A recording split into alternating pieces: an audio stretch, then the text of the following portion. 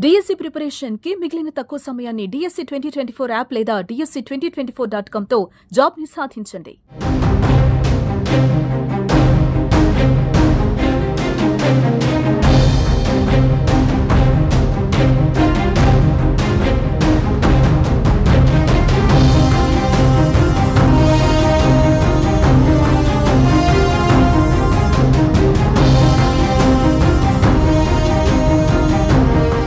భారత్ పాక్ యుద్ధం మొదలైంది. భారత్ దెబ్బకు పాక్ బెంబేలెత్తిపోయింది. ఒకే దెబ్బకు భారత్ దళాలు 100 మంది ఉగ్రవాదుల్ని మట్టుబెట్టాయి. ఈ సంఖ్య పెరిగే అవకాశం కూడా ఉంది.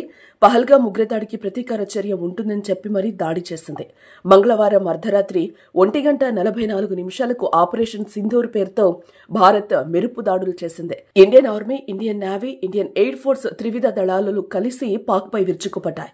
ఐరాస నిషేధించిన 9 ఉగ్రస్థావరాలపైన భారత్ ఈ దాడులు చేసింది. ముజఫరాబాద్ లో 2 దాడులు చేసింది. బహవల్పూర్ లో 3వ దాడి చేసింది. కోట్లీలో 4వ దాడి, చెక్అమ్రూలో 5వ దాడి, గుల్పూర్లో 6వ దాడి, బింబర్లో 7వ దాడి, మురిడ్కేలో 8వ దాడి, సియాల్కోట్లో 9వ దాడి చేసినట్లు భారత్ ప్రకటించింది. ధ్వంసం చేసిన 9 లక్ష్యాల్లో బహవల్పూర్లోని జైషే మహమ్మద్ ప్రధాన కార్యాలయం, మురిడ్కేలోని లష్కరే తోయిబా స్థావరం కూడా ఉన్నట్టు తెలుస్తోంది. పిఓకేలో ఉన్న ఈ ఉగ్రస్థావరాలను భారత్ ముందుగా గుర్తించి గురి చూసి కొట్టింది. భారత్ దెబ్బకు మొత్తం 100 మంది ఉగ్రవాదులు హతమైనట్టుగా తెలుస్తోంది. ఈ దాడుల్లో త్రివిధ దళాలకు చెందిన ఖచ్చితత్వంతో కూడిన దాడి ఆయుధ వ్యవస్థలను ఉపయోగించినట్లుగా విశ్వసనీయ వర్గాలు తెలిపాయి. లక్ష్యాన్ని ఛేదించి విధ్వంసం సృష్టించే కామికేజ్ డ్రోన్లు కూడా ఈ దాడిలో వినియోగించినట్లుగా సమాచారం. ఈ దాడిలో పాకిస్తాన్ సైనిక స్థావరాలకు ఎలాంటి హాని కలిగించలేదు. పాక్ సైన్యాన్ని లక్ష్యంగా చేసుకోలేదని రక్షణ మంత్రిత్వ శాఖ విడుదల చేసిన ఒక ప్రకటనలో పేర్కొంది. కేవలం ఉగ్రవాద మూలాలను మాత్రమే టార్గెట్ చేశామని పేర్కొంది. పాకిస్తాన్ సైనిక స్థావరాలపై కాకుండా కేవలం ఆ దేశంలో ఉన్న ఉగ్ర స్థావరాలపై మాత్రమే ఈ దాడులు చేసినట్టు భారత్ సైన్యం వెల్లడించింది.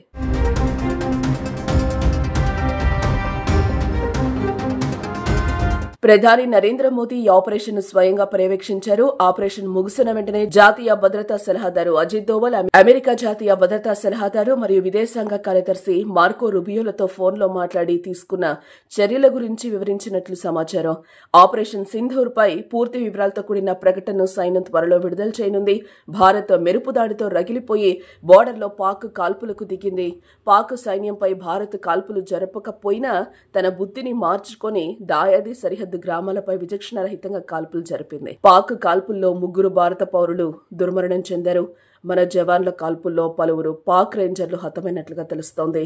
అలాగే ఆపరేషన్ సింధూర్తో పాకిస్తాన్ అప్రమత్తమైంది. దీంతో ప్రస్తుతం అక్కడ ఎమర్జెన్సీ పరిస్థితి అయితే నెలకొంది. ఈ మేరకు అన్ని ఎయిర్పోర్ట్లు, పోర్టులను పాకిస్తాన్ క్లోజ్ చేసింది. అలాగే స్కూళ్లు, ఆఫీసులకు సెలవులు ప్రకటించింది. మెడికల్ ఎమర్జెన్సీని కూడా పాక్ ప్రకటించింది.